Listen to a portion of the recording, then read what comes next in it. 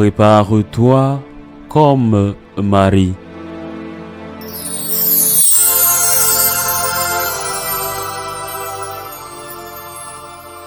En ce temps-là, à la naissance de Jean-Baptiste, Zacharie son père fut rempli d'Esprit Saint et prononça ces paroles prophétiques.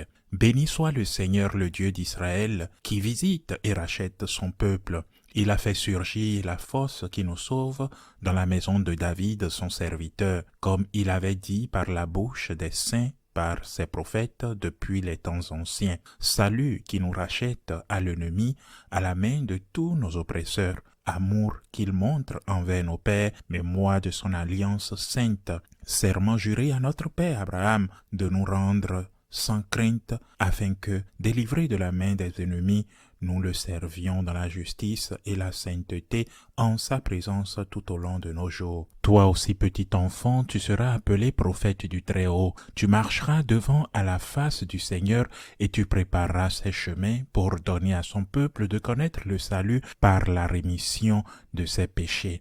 Grâce à la tendresse, à l'amour de notre Dieu, quand nous visite l'astre d'en haut, pour illuminer ceux qui habitent les ténèbres et l'ombre de la mort, pour conduire nos pas au chemin de la paix. Acclamons la parole de Dieu.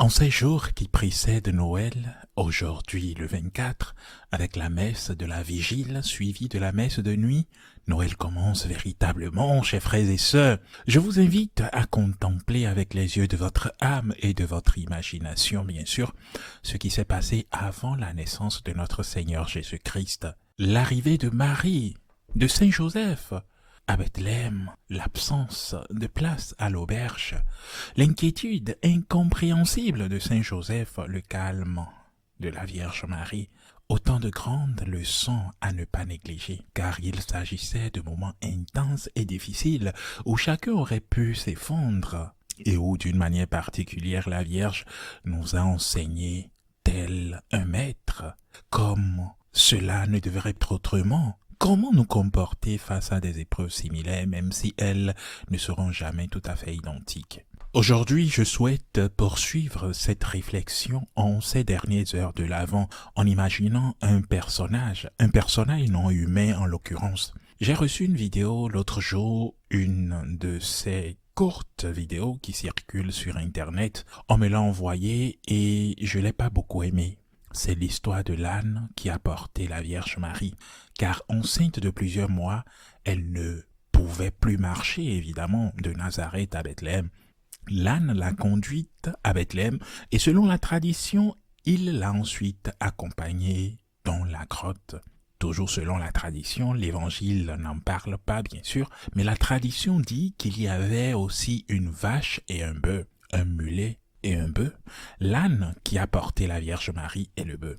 La vidéo raconte cette histoire, c'est un peu fantaisiste bien sûr, mais elle recèle une belle leçon. On raconte qu'à Nazareth, un homme possédait plusieurs bêtes de somme et exigeait de l'une d'elles, sans doute la plus faible, la même chose que des plus robustes. Comme l'âne ne pouvait répondre à ses attentes, il le battait, il maltraitait l'âne et le privait de nourriture. L'âne était à l'agonie. Un jour, un voisin du village, Joseph, l'aborda et lui dit qu'il avait besoin d'un âne pour voyager. L'homme y voit une opportunité pour se débarrasser de son âne qu'il battait. Il ne se dit pas « cet âne ne tiendra pas le coup, il va s'incliner à mi-chemin ».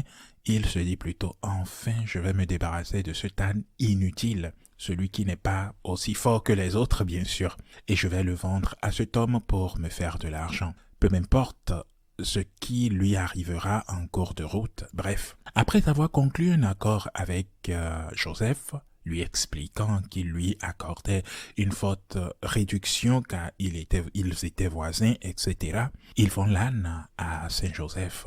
La Vierge Marie arrive voir l'animal et constate son état. Saint Joseph constate également l'état de l'âne. Il le traite avec affection, le nourrit, et l'âne se met en route portant le plus précieux des fardeaux, c'est-à-dire la Mère de Dieu et le Fils de Dieu en son sein, guidé par le grand Saint Joseph. La leçon de la vidéo était la suivante. Vous ignorez ce que Dieu vous réserve et pourtant il permet que vous traversiez les épreuves que vous vivez. Il faut croire en la providence divine, chers frères et sœurs. Cet âne était un âne faible. Je ne sais pas s'ils étaient conscients de ce qui se passait évidemment, mais je ne crois pas, puisqu'il s'agissait d'un animal. Mais il a certainement été mieux traité par la Sainte Famille, et c'était un honneur. Si l'on peut même parler d'honneur pour un âne, alors que pour une personne, cela aurait été un honneur, un grand honneur. Connaissons-nous le plan de Dieu? Pourquoi traversons-nous cette épreuve, cette souffrance? Pourquoi cette peur? Pourquoi cette épreuve? Pourquoi? Le savons-nous? Non. Et pourtant, nous devrions le savoir, non pas l'avenir, mais nous devrions être capables de comprendre le passé.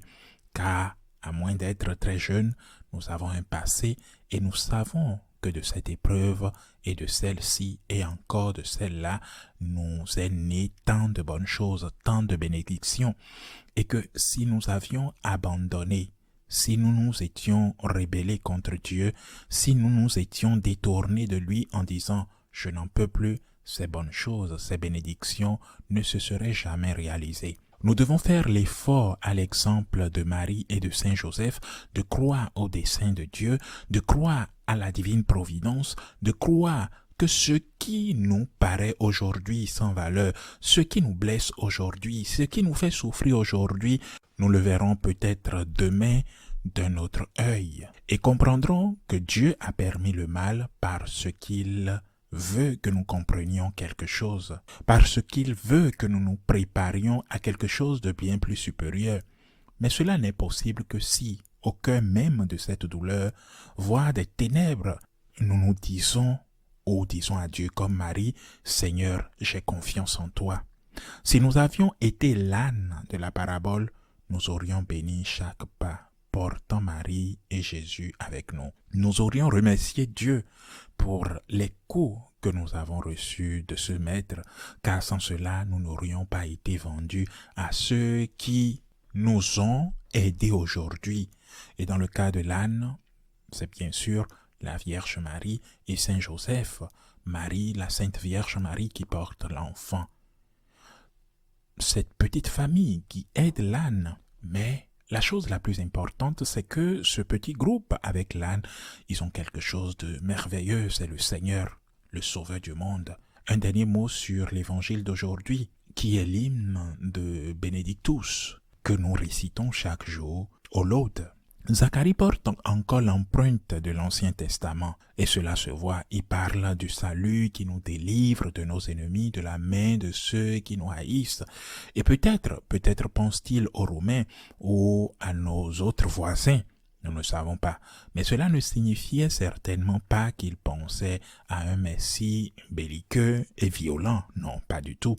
Mais le plus important se trouve peut-être à la fin. Il s'adresse à son fils, déjà né. Je parle bien de Saint Jean-Baptiste et lui dit « Et toi, petit enfant, tu seras appelé aussi prophète du Très-Haut, car tu précéderas le Seigneur pour lui préparer le chemin, pour donner à son peuple la connaissance du salut, pour le pardon de ses péchés. » Le Christ n'était pas le Messie guerrier. Le Christ n'était pas le Messie qui a mené une armée pour faire d'Israël la superpuissance mondiale.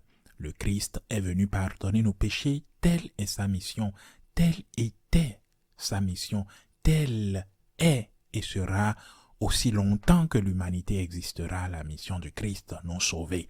Il nous sauve de nos ennemis et en premier lieu du diable, mais aussi de nous-mêmes. Il nous sauve de nos ennemis, chers frères et sœurs. Souvent notre pire ennemi est juste à côté de nous. Mais préparons-nous à accueillir le Sauveur rempli d'une joie immense. Le Sauveur vient, il vient vraiment, celui qui nous aime, celui qui vous connaît, celui qui sait qui vous êtes et qui pourtant n'a pas honte de vous dire qu'il verse son sang pour vous et qu'il vous aime véritablement. Et comme l'âne de la parabole, l'âne de cette histoire que je viens de raconter, apprenons que du mal, de la souffrance, si nous sommes unis à Dieu, le Seigneur peut toujours faire jaillir le bien. Ainsi soit-il.